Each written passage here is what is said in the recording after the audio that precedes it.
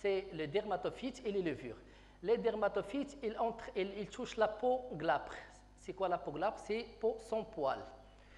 Ils touchent les grands plis. Les grands plis, c'est la région axillaire, la région sommaire, la région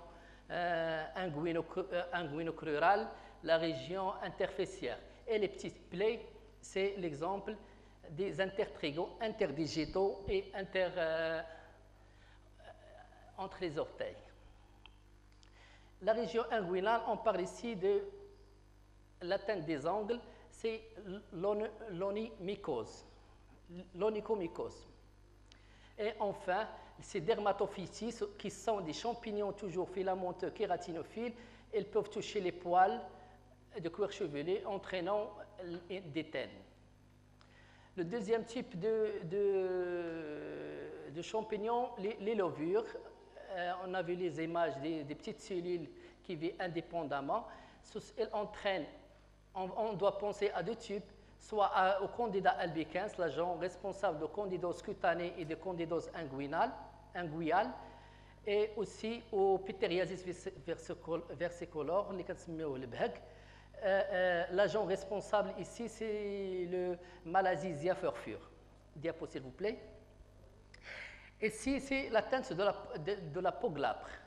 L'atteinte de la peau glabre, elle entraîne, c'est une dermatophytie qui a un érythème dans le pourtour. Le centre, il est tend à guérir, plus ou moins prurigineuse. Le décollement par une abysse longue va dégager des squames. Ces squames, au microscope, on va voir des champignons kératinophiles. L'autre diapo, s'il vous plaît.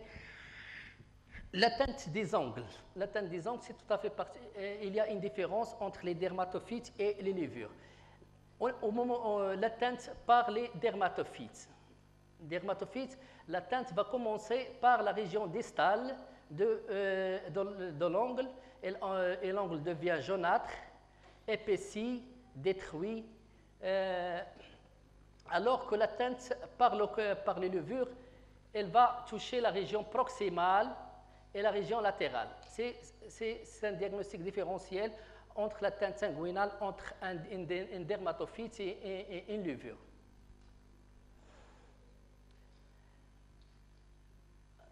Dans le troisième cas, c'est l'exemple ici, c'est une Pityriasis versicolor. Ce sont des taches jaune chamois qui peuvent se fusionner et donnent un plaque qui a une bordure géographique. Le décollement aussi par l'abaisse longue va décoller des squames. Ces squames on va faire un scotch test, le scotch test sur ces squames, et au microscope on voit des levures en groupe parce que l'agent responsable de Pityriasis versicolor, c'est le Malassezia furfure qui est une levure. Les régions touchées au cours de Pityriasis versicolor, ce sont les régions séboréiques. Dites séboréiques, c'est l'exemple de le thorax, la partie haute du thorax, les épaules, les bras, les cuisses. Ici, c'est une lésion de peau glabre. Passe diapo, s'il vous plaît. Ici, c'est une onyxis et périonyxis. Voilà le bord distal, voilà le bord proximal, voilà les bords latéraux. Ici, c'est une atteinte due à c'est une onyxis et périonyxis due à une candida. Vous voyez l'angle, il est jaunâtre. Dans ces régions, il y a à la pression, il y a du pus. L'angle il se déforme par des stries transversaux et peut même se décoller spontanément. Diapo, s'il vous plaît. On a parlé pour les levures et les dermatophytes, ils entraînent des dermatoses au niveau des grands plis. C'est un exemple de grand pli. Sous ma mère, elle entraîne des plaques rougeâtres érythémateuses. Diapo, s'il vous plaît. C'est la région interfessière aussi.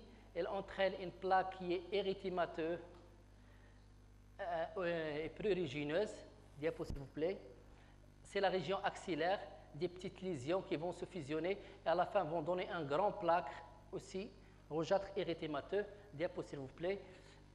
Pour les petits enfants, voilà une dermatophytie qui est due soit parmi les causes favorisantes ici, c'est l'humidité par les urines, les couches serrées qui empêchent la transpiration de la peau et aussi parfois l'utilisation des couches en caoutchouté.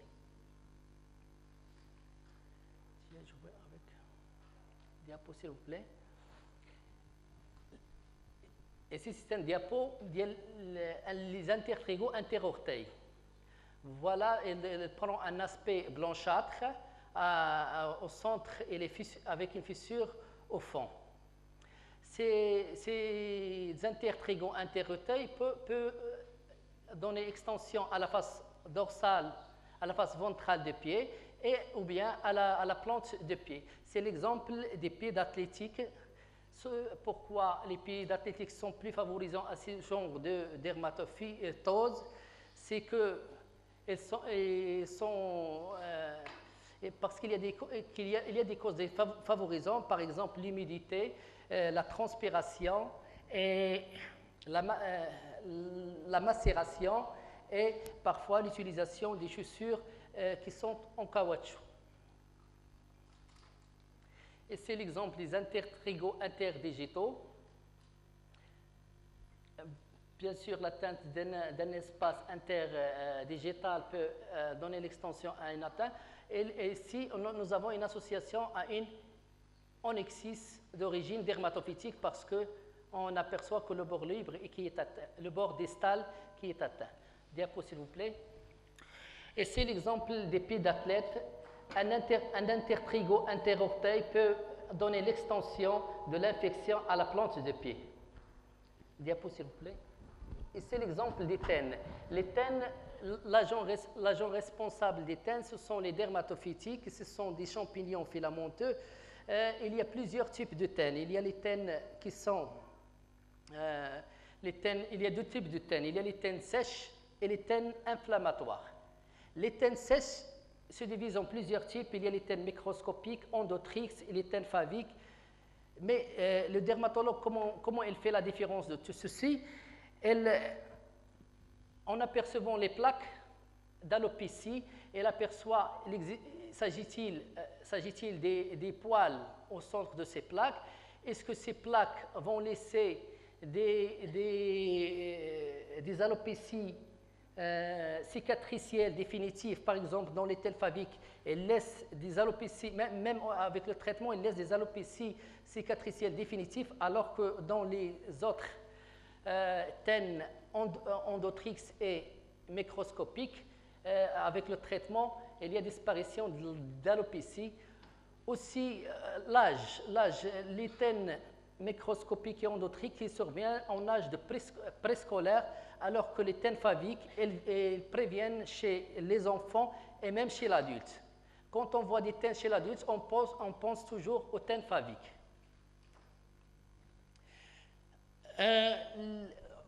Les tènes sèches, il y a aussi des tènes inflammatoires. Les tènes inflammatoires, elles s'accompagnent d'une surélévation de la peau. À la pression, il y a des pus qui sortent. Et ces tènes inflammatoires, elles s'accompagnent des adénopathies locorégionales et des signes généraux comme la fièvre, comme la myalgie, comme plus ou moins une altération de l'état général. Diapo, s'il vous plaît. Il faut descendre le diapo. Donc, non.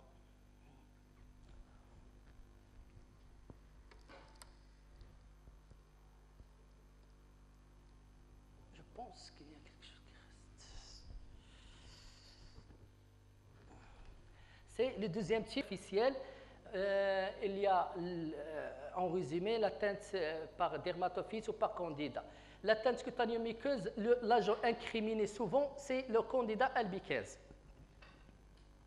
C'est quoi? C'est une levure saprophyte normale du tube digestif. Lorsqu'il trouve les facteurs favorisés